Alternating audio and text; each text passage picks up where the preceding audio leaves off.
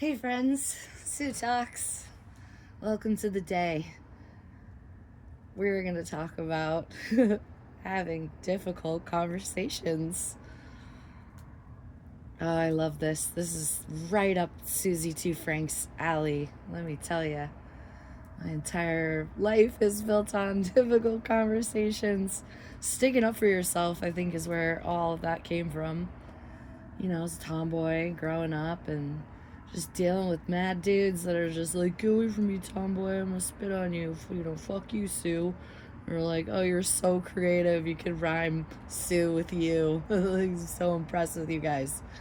Maybe that's why I'm funny and fun, because you just deal with so much shit. So like, you as a girl, a woman growing up in the world, and you deal, there's lines are crossed, and the stories are murky and not really even something that I'm willing to entertain unless you guys want to get weird in that arena.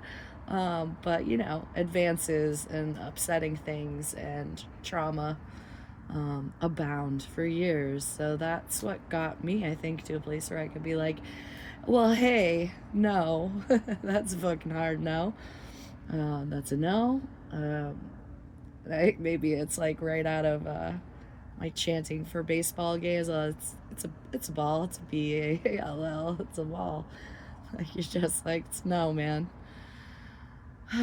So once you have that message and you're clear on not having to be mad, you don't have to be mad to say no. You can be calm. You don't have to be mad or happy, or just be calm. You can be calm. You're already good at being calm. I know that. My little quiet deer, squirrel, fox, rabbit people, where I'm like, peep peep, and they're like, ah, they just run under a bush. I'm like, come over here, tell me you need stuff so I can give it to you. So yeah, get your needs met. But like, having a simple script, being really clear, if this is what the situation is, it could be something as simple as, I feel. That's another hard one. No, we hate feelings. So when you do this, I feel this. And it's not something that I'm willing to feel anymore. So, and goodbye. Oh, did you know I'm under like a huge flight path? So anytime you hear Sue talks and you're like, oh no, the plane's coming down. Like, no, it's just, yeah, we're on the flight path. That one's heading to Pease Air Force Base, and the lower ones that you'll hear are local. Anyways, sorry, my bad. Been sidetracked by sounds. Get back to your script, woman. Um, I've set a boundary in my mind, and I want this to be over. Like, when I don't want this to happen anymore. And I think, I don't know, maybe I guess it's like finalizing things that gives people anxiety, because it just seems so final. But I really lean into the idea that if it's meant to be, it's meant to be.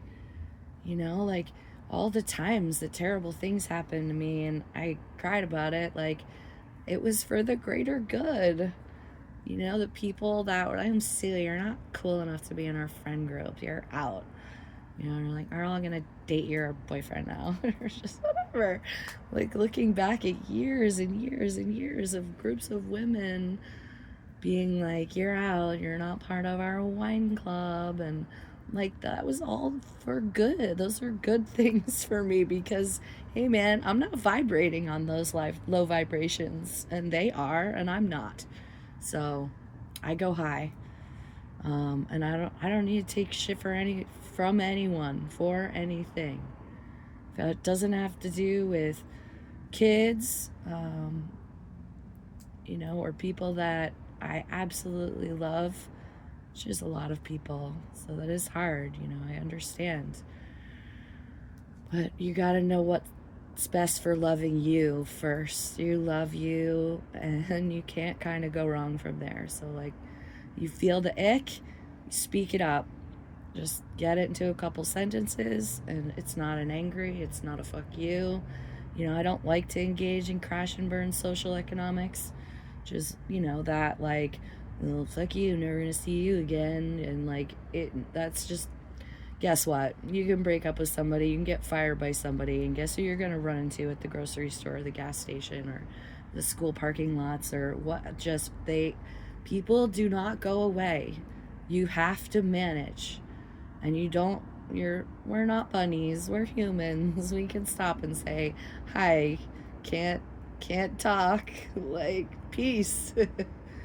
um, it's okay to say no. It's okay to have feelings and speak those feelings in calm, direct ways and get your needs met. Would you please get your needs met? Like, if I could be, again, this is not unlike the last two talks, where it's like, if I could just love you enough, you'd love yourself. Well, unfortunately, it doesn't work that way.